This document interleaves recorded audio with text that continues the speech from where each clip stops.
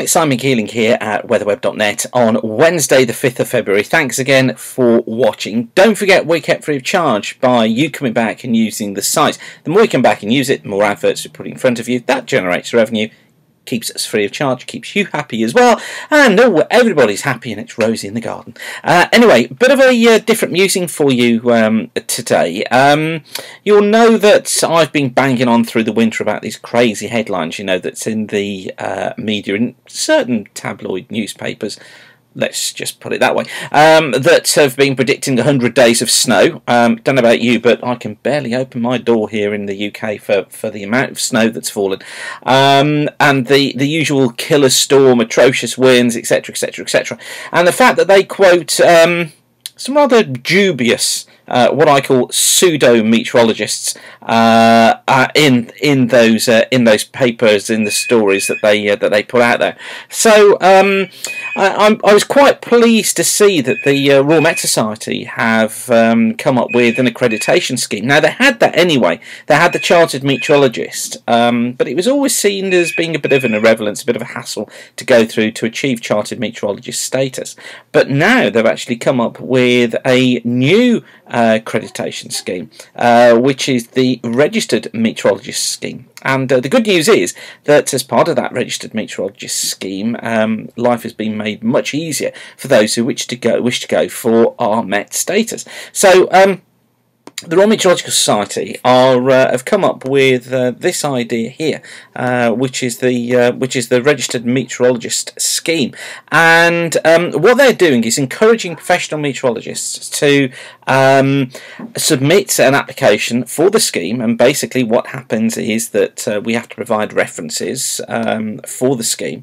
And then there's an interview taking place and we get accreditation as meteorologists. And the good news of that, the really good news part of that, is that you can be sure as a user of the weather what qualifications and also or what experience the meteorologist that is professing to be a meteorologist actually has in giving you that information. So well done the Royal Met Society.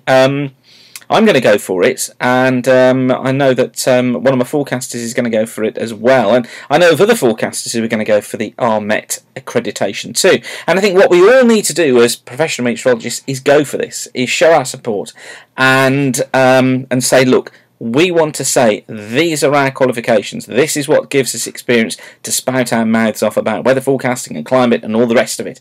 And this has been officially recognised and accredited that we operate in a certain way. So well done the Royal Met Society. I think it's well worth trying. It's well worth giving a go to see if it will actually work. So it'll be interesting to see, won't it, what happens. Anyway, on with the usual look ahead. Great image, this one, from earth.nullschool.net. And fantastic image look showing the jet stream at the moment flowing and how it flows around the northern hemisphere. And interesting to note, look how far south of the UK it is. Yes, there's a bit of a branch that extends northwards here, but generally look how far south of the country it is. Now, you may have seen my weather school musing that I put out last night, which was talking about the area of low pressure that's over us at the moment, and how that was now out of the jet stream, hence the reason for it not deepening rapidly as other systems have done. And this is the area of low pressure that's centred in here, and you can see how far north of the jet stream it was.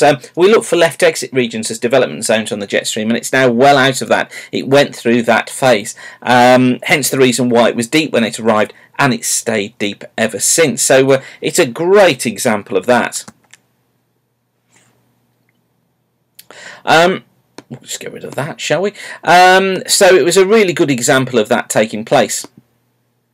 Just to look at the 8 to 10 day means, we've got the ECMWF on the left here, we've got the GFS on the right. This is the 500 millibar flow. It's the mean of the 500 millibar flow, and this is valid from next Wednesday through to Saturday the 15th.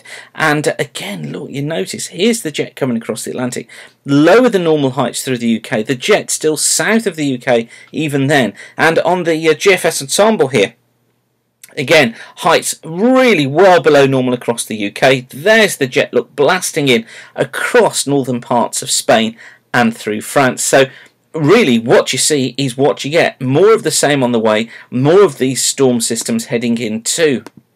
Take a closer look at the ECMWF for the next few days. The time of this chart is there. Look, this was the analysis from last night. There's our area of low pressure.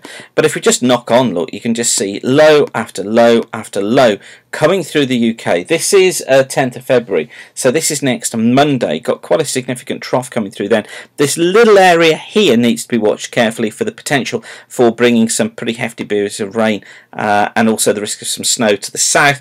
But then into next week, look, the southwesterly jet is there once again, and it just keeps us in this flow. Hints from the ECMWF of turning cooler into that week of the 15th. So the week beginning, what is it, 15th of February.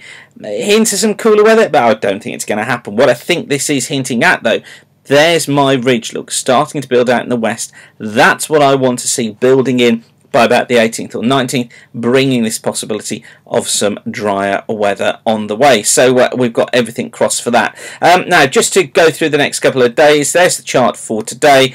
Here's the chart for tomorrow, Thursday. More rain coming into the south tomorrow, drier elsewhere.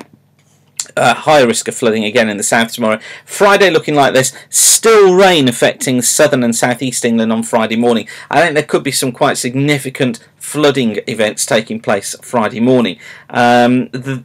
It's just so wet now, isn't it? And I use the word significant reluctantly, but I do think that this really could become a problem over the next couple of days.